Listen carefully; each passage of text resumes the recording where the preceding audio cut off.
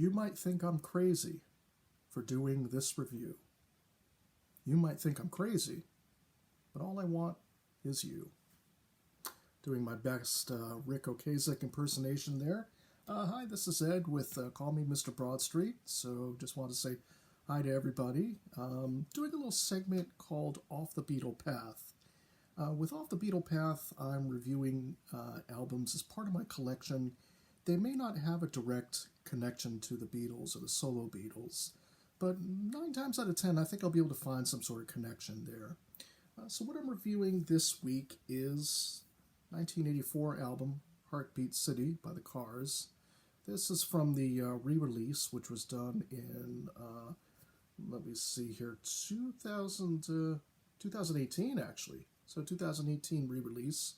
It includes an essay by Rick Ocasek, lead singer for the Cars. So it goes into some really, interesting little anecdotes about the album. I'm not going to spoil it all here, but if you, pick up a copy, I'm sure you'll get to read the essay and see it.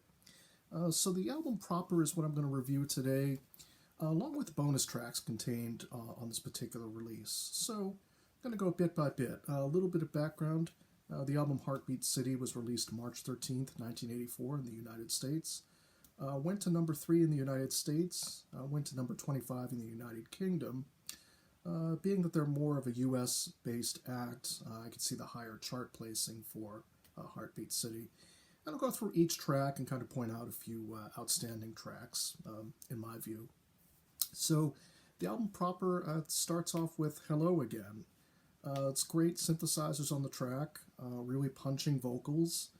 In the video, which I'm actually going to hold up here, this is a little DVD companion right here. They did a whole bunch of videos for the songs off this album, and other songs as well. So in the video, you have Andy Warhol showing up, which is kind of a cool little cameo throughout the video. They directed that in New York City, probably one of the bars there in the city. Just kind of a cool visual to see. Very off-the-wall, avant-garde type of video in some ways. So we get the second track, Looking for Love. To me, an outstanding track. I like the vocal, You Can't Stop, but You Can't Go On. I just like the way that's sung. That's really kind of a good vocal every time I've heard it. I think it's catchy, and it could have been a single off the album, in my view.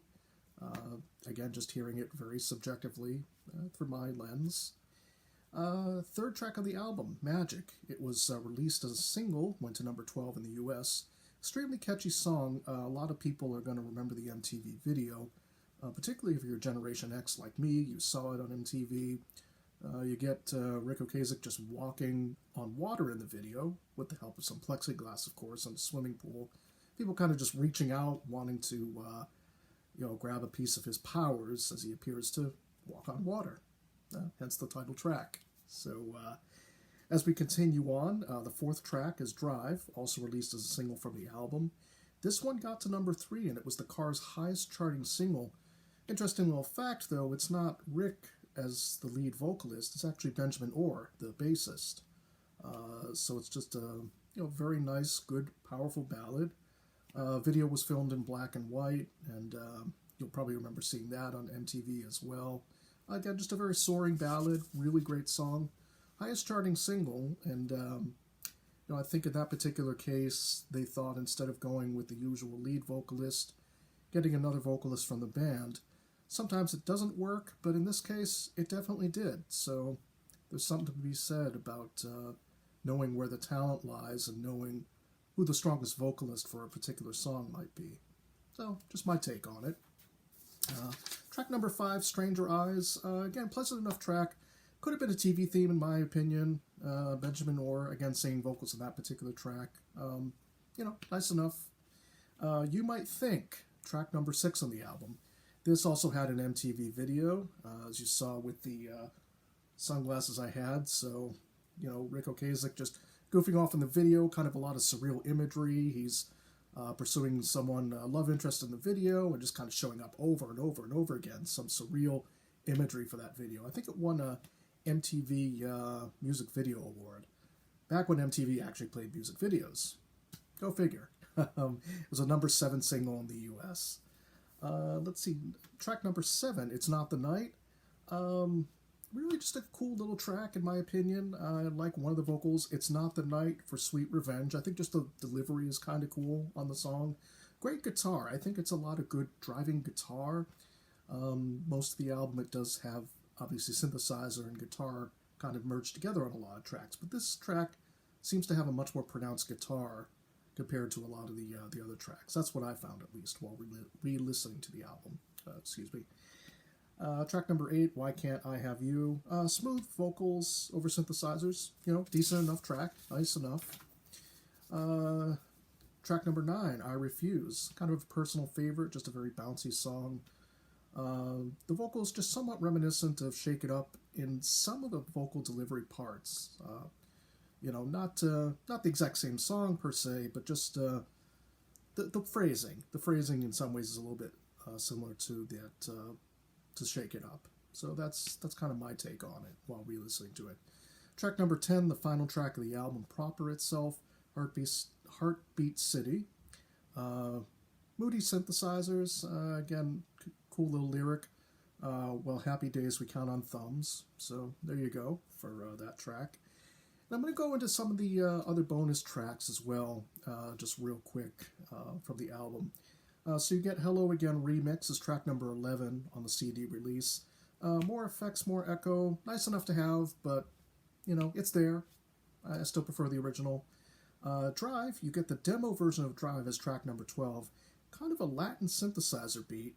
Rick Ocasek is doing vocals on this particular version, but again, it's shorter than the released version we've all come to know. The released version is clearly the stronger version for the reasons I outlined a little bit earlier. Track number 13, One More Time. It's a demo of Why Can't I Have You. It's an early version. A little bit more bite to the track, I think, in this case versus the studio track. Just my view, listening to it again.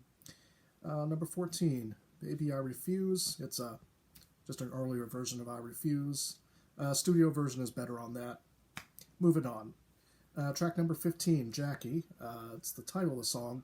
It's really just an earlier version of Heartbeat City. And I think just a little less produced. Not as much difference between that and the actual studio version. Little differences here or there, I would think, but not drastically different. Track number 16, we get something called Breakaway, which is a B-side to one of the singles. This kind of sounds like the Talking Heads circa, I don't know, anywhere from 1983 to 1986. Kind of new wave, but a bit more of a pop style, if that makes any sense. That's what I feel anyways when I listen to the track.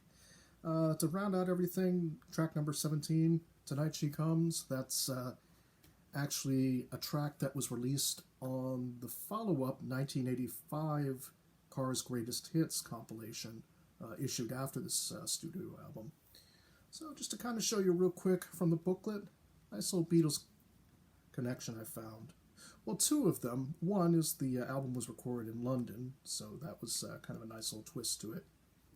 But two, right here, as you can see, Strawberry Fields right there. Kind of a nice little, nod to the Beatles, which would make sense. You're in London, you're probably going to see some of the Beatles sites if you're over there, as one is wont to do.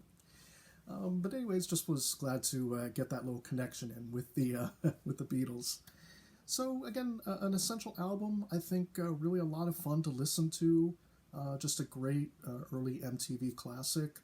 Really well put together, and that's just about it. So again, if everybody is enjoying the videos, please just make sure to give a thumbs up and also to subscribe and. Please just like the videos. I'll keep doing more. I'm going to go ahead and get the Ringo one out as my next video, as the next proper review. But in the meantime, I do like to show off little bits of my collection. Again, just off the Beatle path, as it were.